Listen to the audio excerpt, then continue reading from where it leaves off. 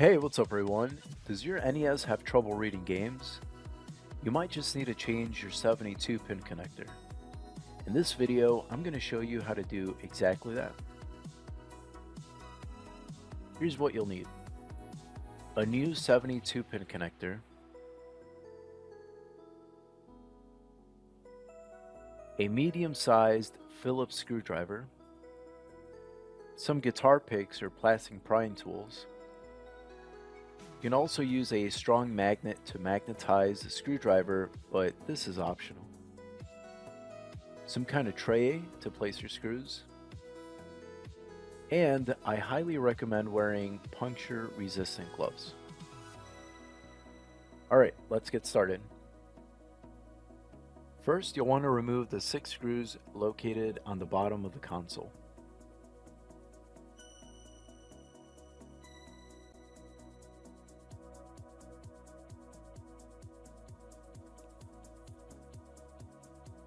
Next, grab both halves and flip the console back up and remove the top cover. This metal thing is called the RF shield. To remove it, you'll need to remove the 7 screws holding it down.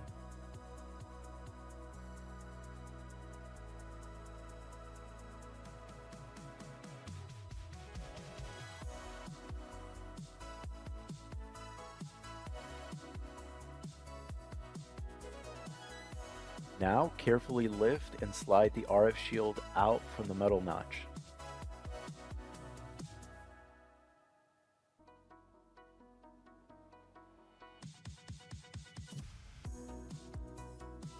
Alright, now we need to remove the 6 screws holding down the cartridge slot. Note the order in which they are placed. 2 of the top screws are silver and a little different than the other ones.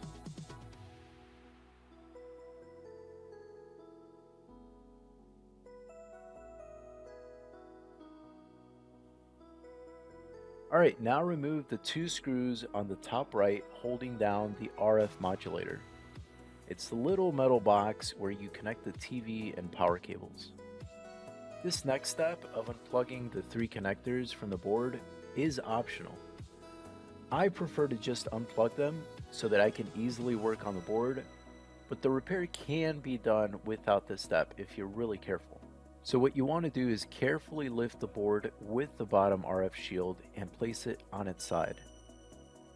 Then, carefully move the RF shield over, making sure it doesn't bend.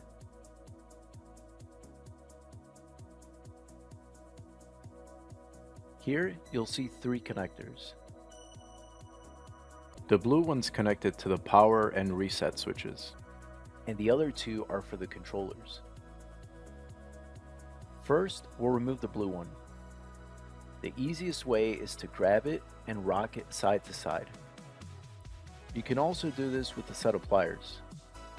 Don't try to remove it straight out. Instead, just rock it side to side and eventually it'll come off. The next 2 are a bit tricky.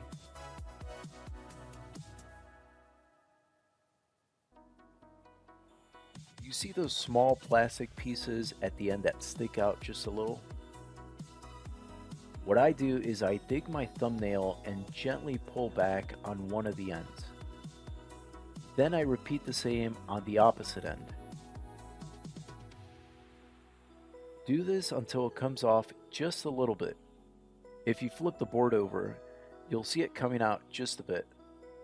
This is enough for you to insert the guitar pick and twist it like a key. This will gently push the connector out. Repeat this process until you unplug it, and remember to never pull on the cables.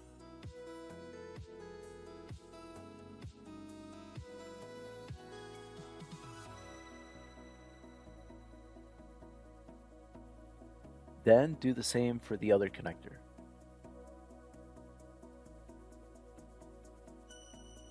Alright, now slide the cartridge slot out, and to remove the 72-pin connector, simply push one of the ends at a time.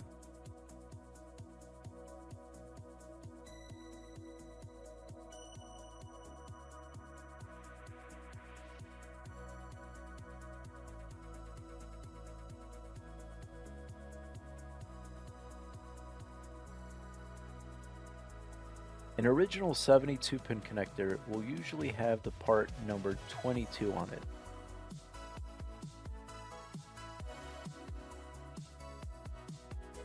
Slide the new 72-pin connector onto the board, making sure that the longer plastic sides are facing the bottom.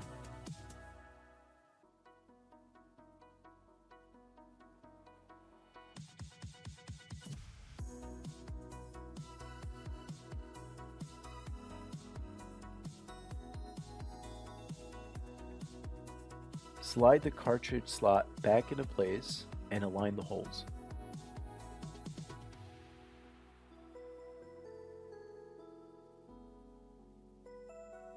The bottom of the cartridge slot has a plastic tab that should go on the outside of the board, gripping it like this.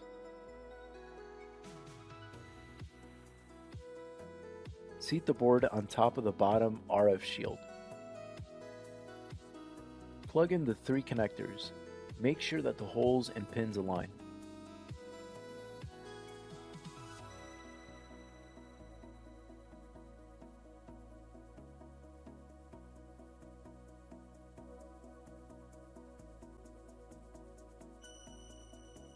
Seat the board back into place, making sure that the little plastic pegs align.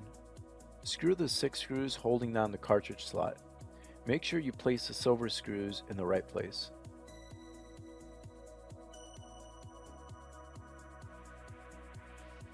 Put the RF shield back and screw the 7 screws that hold it down, as well as the 2 screws on the top right for the RF modulator.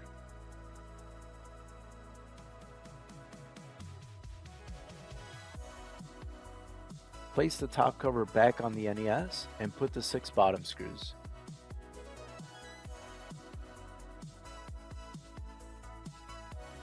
Congratulations! You now know how to change the 72-pin connector on an NES. Now you might notice a tight grip on the cartridge, especially if the part was brand new, but this should go away after a while.